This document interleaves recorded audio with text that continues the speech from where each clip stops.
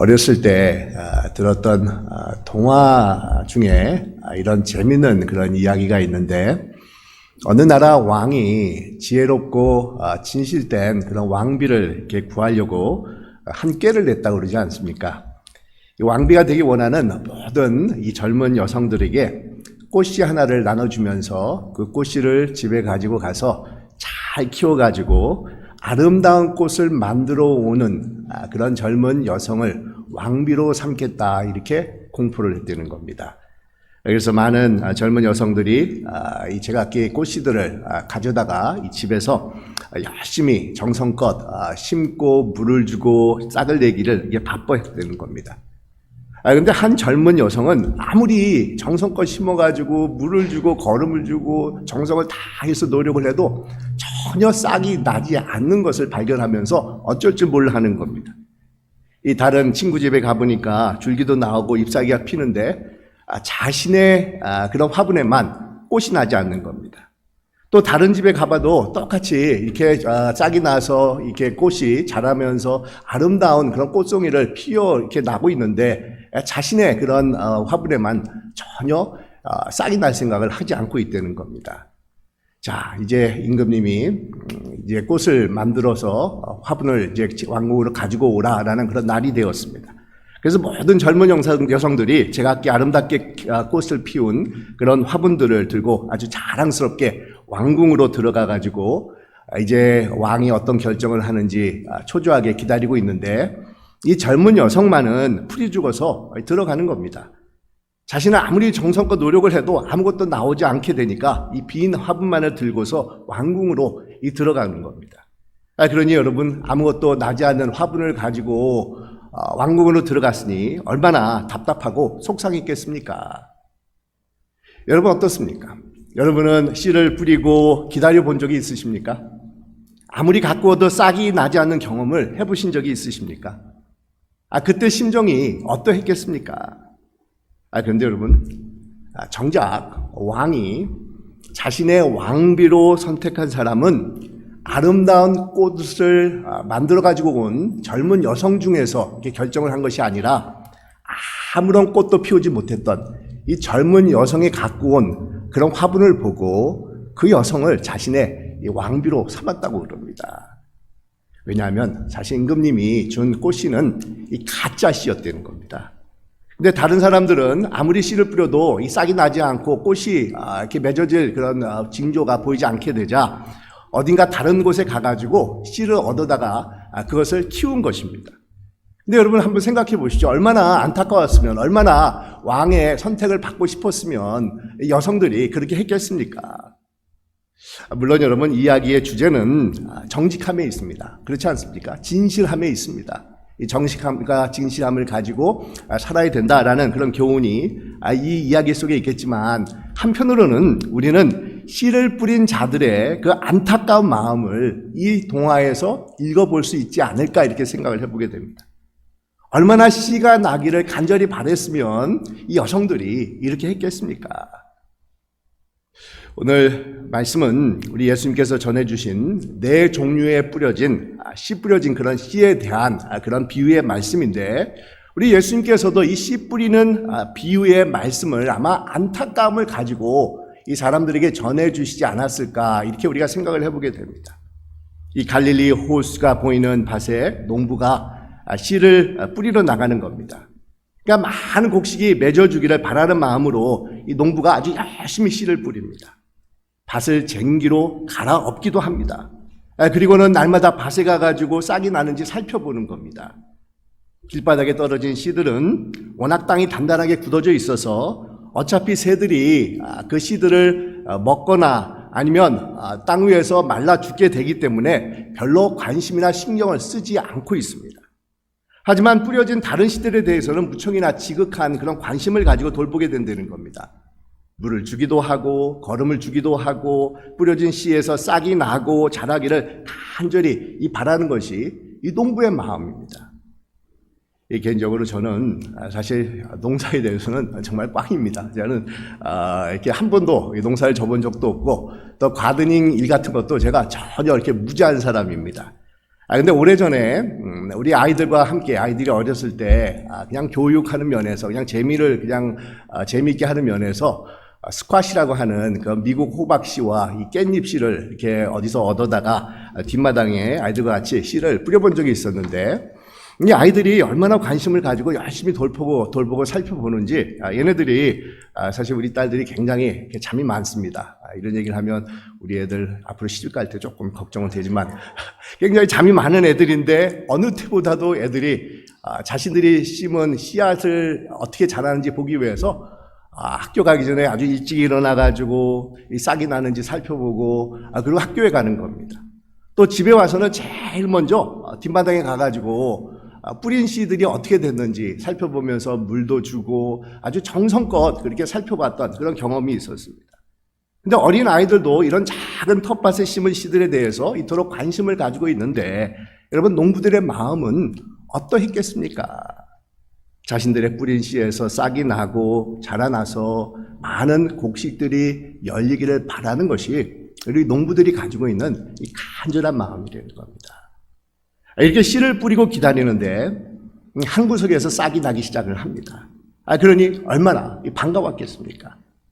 그런데 후에 나가보니까 어쩐 일인지 싹이 자라다가 그만 죽어버리는 것입니다. 그래서 이 농부가 너무도 속상해가지고 그 뿌리를 살펴보니까 그 밑에 돌들이 정말 많이 있어가지고 뿌리가 깊이 내려가지 못하고 있었다는 겁니다. 그래도 다른 씨들을 기대하면서 싹이 자라나기를 살펴보는데, 한동안은 싹이 나고 잘 자라나다가 어느 순간부터는 더 이상 싹이 자라나지 않은 것을 발견하게 됩니다. 그래서 이상하다 싶어서 들여다보니까 이번에는 그 주변에 가시떨기가 자라나면서 자라나지 못하도록 막고 있었다는 겁니다. 근데 어떤 씨들은 아주 좋은 땅, 그냥 옥토와 같은 땅에 뿌려져가지고 30배, 60배, 100배의 그런 귀한 열매들이 맺혀지게 되었다는 겁니다. 우리 예수님께서는 이 비유에서 우리 길가나 돌밭이나 가시떨기가 무엇인지를 아주 상세하게 우리에게 설명을 해주고 계시는데, 여러분 길가라는 것은 사람들이 많이 왕래하는 곳이지 않습니까? 그래서 사람들이 밟고 지나가는 그런 땅이기 때문에 굉장히 단단히 굳어져 있는 그런 땅입니다. 그래서 이 길가의 마음밭이라는 것은 아주 단단히 굳어져 있는 인간의 마음밭을 상징적으로 설명을 하는 그런 밭이 된다는 겁니다. 그러니까 씨앗이 너무도 굳어져 있어서 땅속으로 들어가지 못하고 길가 위에 있게 되자 이 새들이 그 위에 있는 씨들을 다 먹어버린다는 겁니다.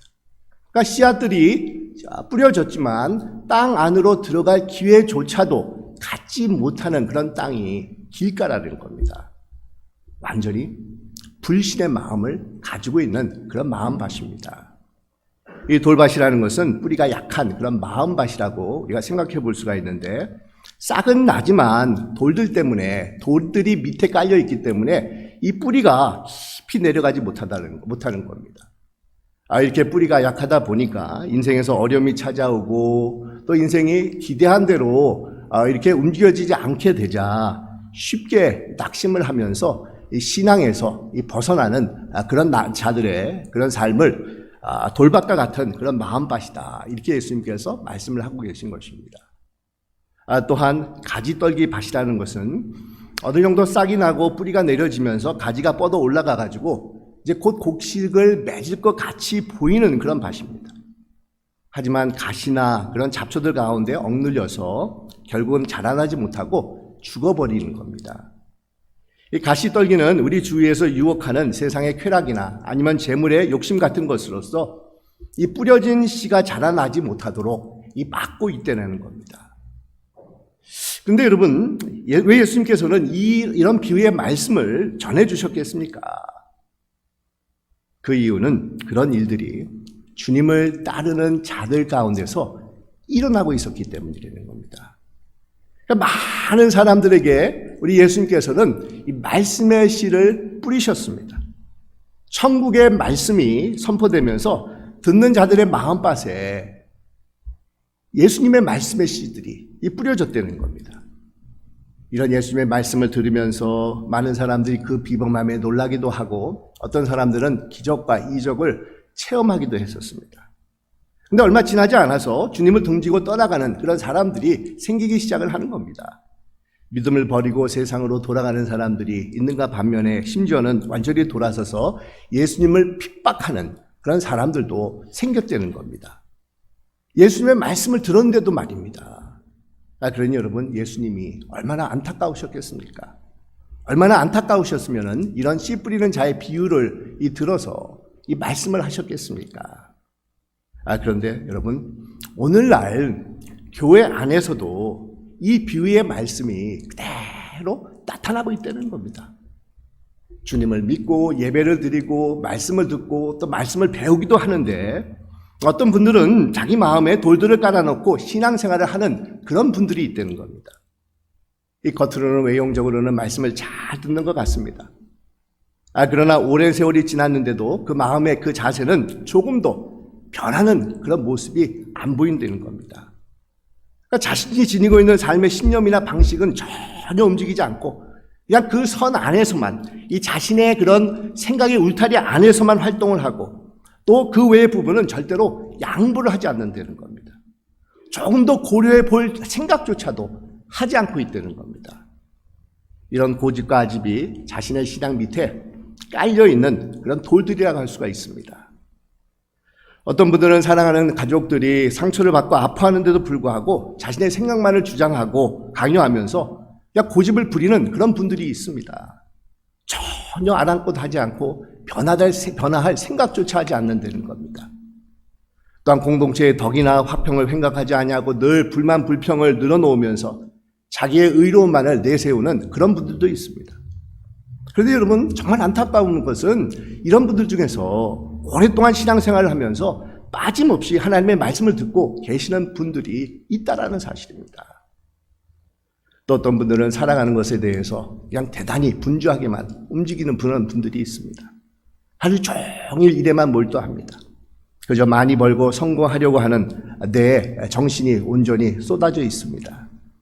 그러니까 이웃들이 상처를 입고 또 어려움을 당하는데도 전혀 개의치 아니하고 단지 앞만 보면서 살아가는 그런 분들이 있다는 겁니다.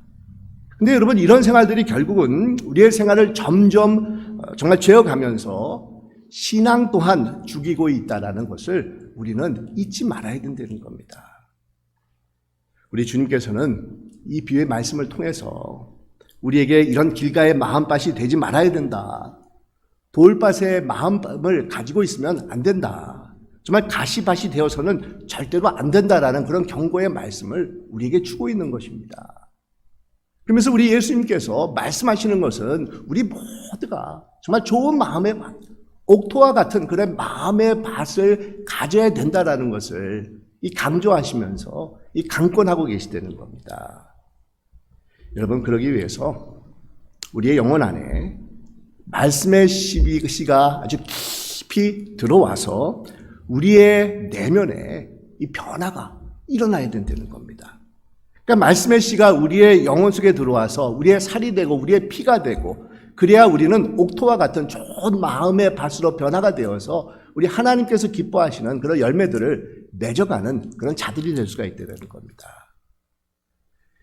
어떤 분이 이 비유를 인간의 신체 부위와 비교를 해서 설명하는 것을 들어본 적이 있었는데, 그러니까 길가라는 것은 인간의 귓가를 그렇게 상징하는 것이고, 또 돌들은 인간의 두뇌고 가시떨기는 인간의 마음이고 옥토는 우리들의 영혼이다, 이렇게 설명을 하고 계시는데, 여러분, 귓가라는 것은 천국의 복음이 우리에게 심어졌는데 우리가 귀로 듣지 않습니까? 근데 그것을 우리가 생각을 하고 되새기고 마음에 받아서 우리의 깊은 내면 속으로 그것이 들어가가지고 우리의 삶을 변화시킬 수 있도록 해야 되는데 그냥 한 귀로 듣고 한 귀로 흘러버린다는 겁니다.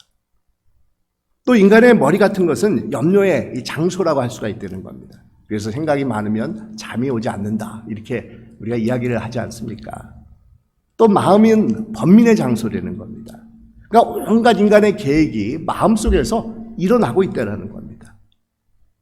그런데 여러분, 이 말씀의 씨앗이 들어가야 되는 것은 귓가를 통하고 우리의 머리를 통해서 마음을 거쳐가지고 우리 영혼까지 들어와야 된다는 겁니다. 우리 영혼 속에 하나님의 말씀이 심어져야 된다는 겁니다. 그래서 영혼 속에 뿌려진 씨앗들은 이 세상이 절대로 거두어들이지 못하게 되어 있습니다. 우리 영혼에 심어진 씨앗들은 어떤 악한 자가 어떤 세상의 유혹도 그것을 거두어들일 수가 없다라는 겁니다. 여러분, 성경의 인물 중에 아주 적은 그런 말씀의 씨앗이지만 그 씨앗들을 자신들의 삶에, 자신들의 그런 영혼에 아주 소중하게 받아들여가지고 그 씨앗들이 아주 풍성한 열매들을 맺었던 그런 인물들이 성경에 나오는 것을 우리가 볼 수가 있는데, 여러분, 그 중에 대표적인 사람이 이 아브라함이 되는 겁니다. 이 아브라함에게 하나님께서는 친척집을 떠나고 내가 지시할 땅으로 가서 네가 복을 정말 전하는 복의 근원이 되어라, 이렇게 말씀을 하자 아브라함은 그 말씀을 받아들여서 순종하면서 하나님의 말씀대로 이렇게 떠나게 됩니다. 지금 우리는 이 아브라함이 어떻게 변화가 되어서 놀라운 역사가 아브라함을 통해서 일어난지를 잘 알고 있었지만, 당시 아브라함이 이 말씀을 들었을 때 그 말씀의 의미를 얼마나 깨닫고 있었겠습니까? 이 약속의 말씀이 어떠한 일들을 나타낼 것이라고 아브라함이 감히 상상이나 할 수가 있었겠습니까? 하지만 아브라함은 이 말씀을 단순하게 자신의 영혼 깊은 곳에 받아들이고 그 말씀을 심었다는 겁니다. 그리고 그 말씀을 따라서 순종하며 살았습니다. 시작은 아무것도 보이지 않고 그냥 힘든 그런 상황이 계속되면서 미약해 보였습니다. 하지만 그 결과는 창대케 되는 그런 결과가 나타나지 않습니까? 여러분, 이처럼 엄청난 축복으로 자신의 인생이 결론 내려질 줄이야 아브라함이 어떻게 알고 있었겠습니까?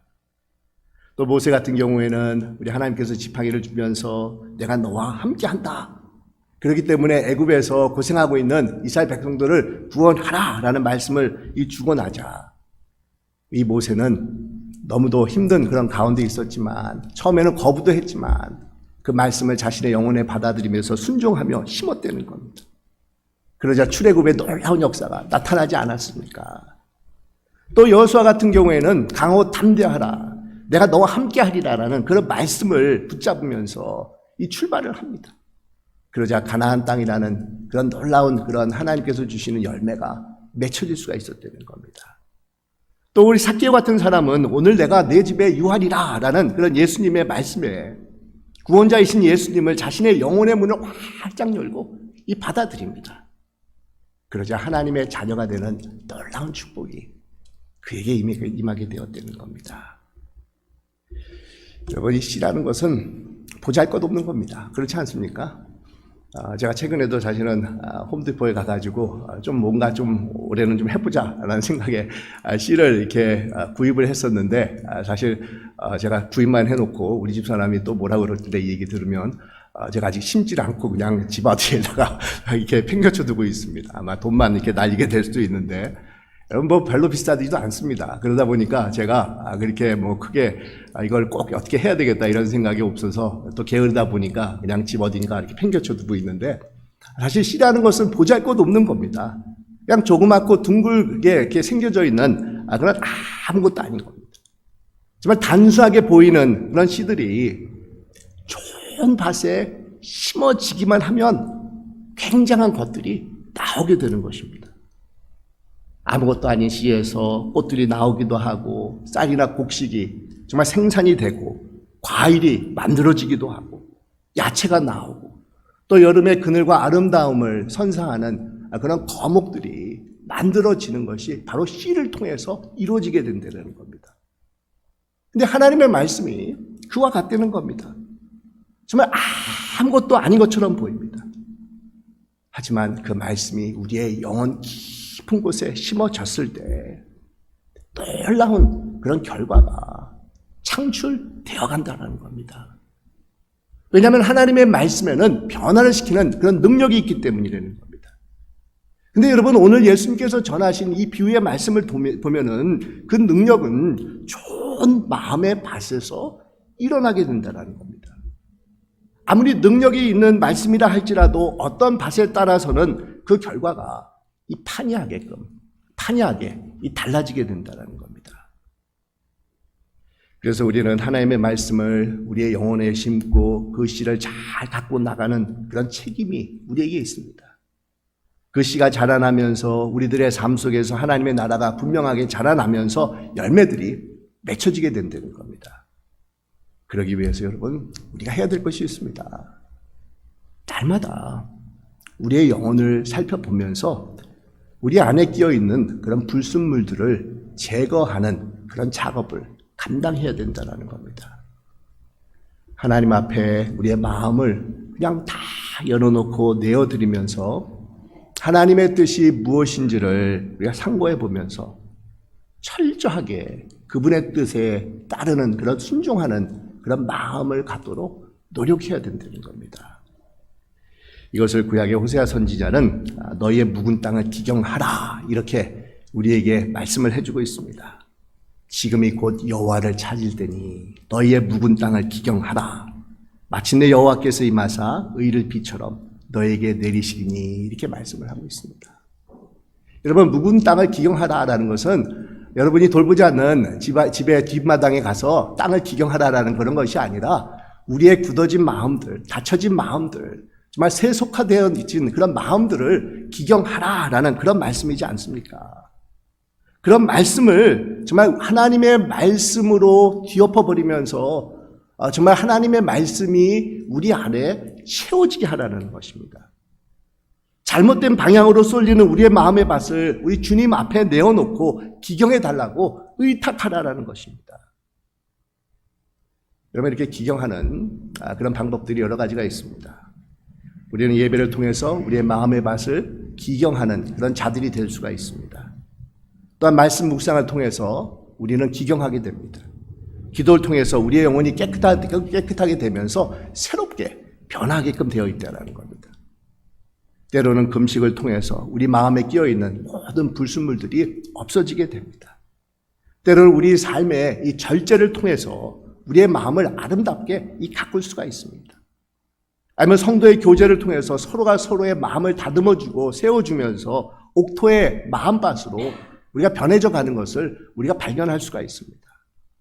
아니면 의도적으로 자신이 가지고 있는 그런 부정적인 삐뚤어진 마음을 깨닫고 우리가 내려놓는 그런 노력과 책임이 우리에게 있어질 때 우리는 옥토와 같은 마음밭으로 변화할 수가 있다는 겁니다.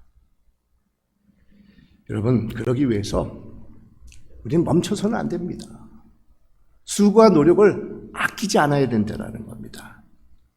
그렇지 않고 세상의 풍조에 휩싸여서 세월을 살아가다 보면 우리의 영혼은 그냥 세상이 원하는 대로 하나님의 뜻과 정반대의 오염된 물질로 가득 차 있는 그런 열매 맺지 못하는 인생으로 전락할 뿐이라는 겁니다.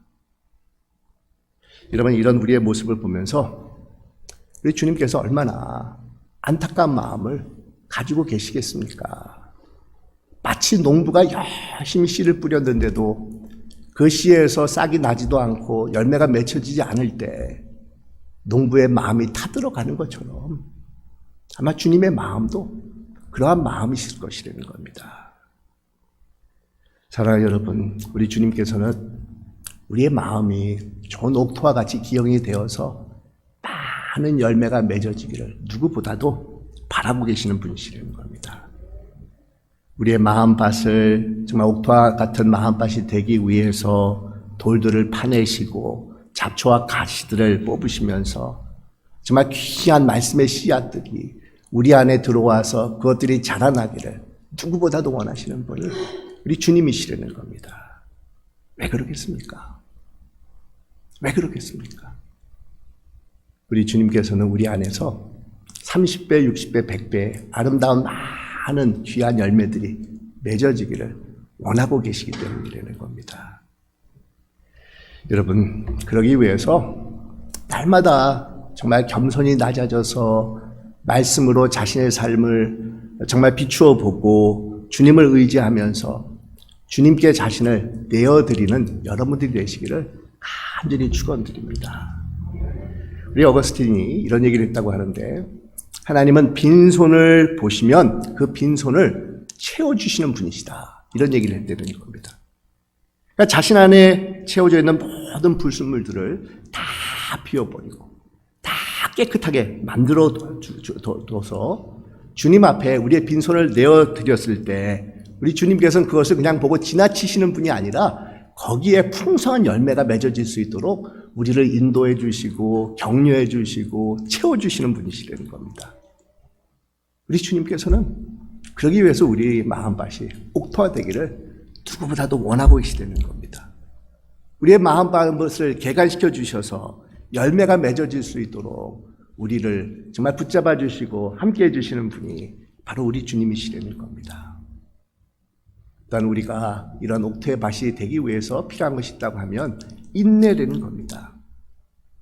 정말 인내를 가지고 끝까지 우리는 우리 자신들을 가꾸어 나가야 된다는 겁니다. 멈춰서는 안 됩니다. 그래야 풍성한 열매가 우리 안에서 맺어질 것이라는 겁니다. 이번 말씀의 씨앗이 우리 안에 심겨졌다고 하면은 그것을 우리가 인내를 가지고 갖고 나가야 됩니다. 끝까지 수고와 노력을 아끼지 않아야 된다는 겁니다. 정말 열매가 보일 때까지, 열매가 맺어질 때까지 멈춰서는 안 된다는 겁니다. 그러기에 여러분, 끝까지 우리 기도하십시다. 열매가 맺혀질 때까지 말입니다. 최선을 다해서 말씀을 붙잡고 살아가십시다. 그 말씀의 축복이 우리의 삶의 구석구석에, 우리 가정의 삶의 구석구석에 정말 내려질 수 있도록 우리 함께 열심히 노력하십시다. 아마 젊은 엄마들은 우리 자녀들이 어려서 이 자녀들이 언제 커가지고 정말 인간다운 그런 모습을, 사람다운 모습을 가지고 있을까, 이렇게 참 힘들어하는 그런 분들도 있을 텐데, 여러분 멈춰서는 안 된다는 겁니다. 계속해서 우리 자녀들에게 말씀의 씨앗들을 뿌리고 또 우리 자신들에게 하나님의 말씀을 뿌려서 정말 격려를 받으면서 인내를 가지고 우리 자녀들을 잘 키워나가야 된다는 겁니다. 멈춰서는 안 된다는 겁니다. 여러분, 우리가 옥토의 밭을 만드는 것은 그냥 한 번 하고 두 번 하고 그냥 한 번 말씀 듣고 그것으로 끝나는 것이 아니라 주님 앞에 설 때까지 부단히 우리가 멈추지 않고 노력해야 된다는 겁니다.